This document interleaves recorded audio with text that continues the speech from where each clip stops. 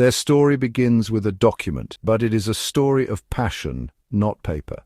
In 1638, thousands of Scots gathered at Greyfriars Kirkyard in Edinburgh. They came to sign the National Covenant, a solemn promise, a vow made before God. The covenant was a revolutionary act. It declared that Jesus Christ was the true head of the church, not the king. For the Covenanters, this was not just a matter of church governance, it was the very essence of their faith. They believed in a direct personal relationship with God, their kirk a community of equals, refusing to let a king in London dictate how they should pray in a field in Lanarkshire. The king wanted to impose an Anglican-style prayer book and a hierarchy of bishops, which the Scots saw as a return to the superstitions and control of Catholicism.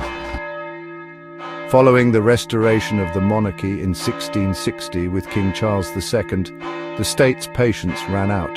The Crown was determined to crush the Covenanter movement, once and for all. Laws were passed outlawing Presbyterian worship and making open-air conventicles an act of treason. This ushered in one of the darkest periods in Scottish history. The Killing Time. It was a systematic campaign of oppression, intended to break the Covenanters' spirit dragoons.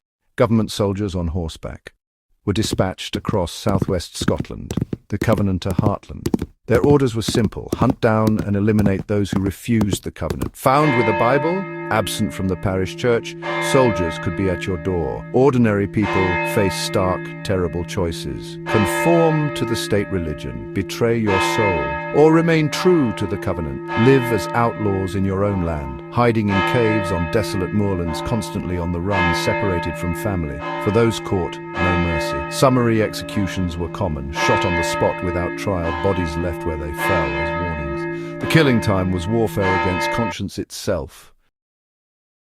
They were not soldiers or politicians, they were weavers, farmers, common men bound by a powerful and unshakable belief. The four men, Archibald Stewart from Lesmahaga, John Urey from Glasgow, Thomas Cook, Robert Thom, they were Covenanters. Fugitives, really, wanted by the authorities just for sticking to their forbidden faith. Moving through the countryside, making their way between secret meetings, looking for shelter with sympathetic families. Near Inchbelly Bridge, close to Kirkintilloch, their path crossed with a troop of government dragoons. For the dragoons, rebels and traitors.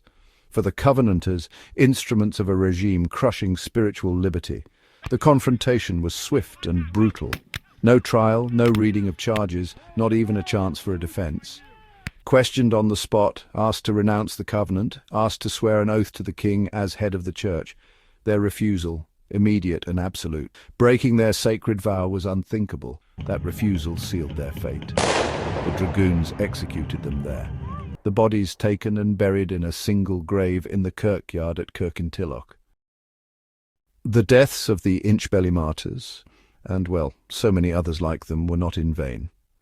Their sacrifice and the unwavering resistance of the Covenanter movement had a profound and lasting impact on the identity of Scotland. The sacrifice of men like Thomas Cook, Robert Thom, John Urey and Archibald Stewart had been vindicated.